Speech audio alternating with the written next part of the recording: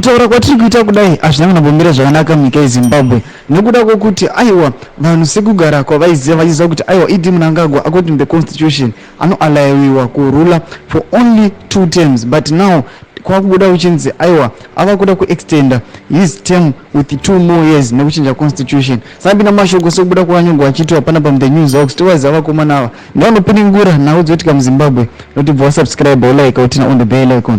Nokunda pa news house vanonyora vachiti Mnangagwa wants 2 more years via back door.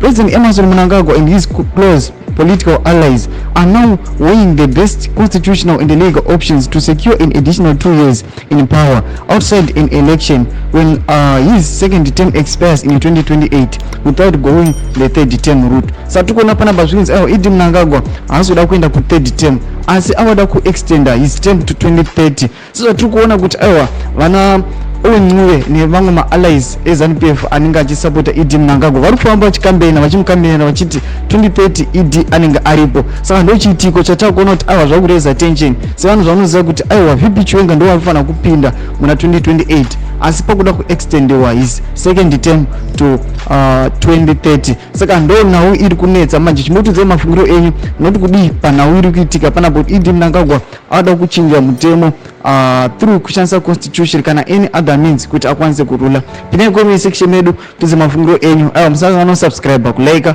pochete notina on the bell icon.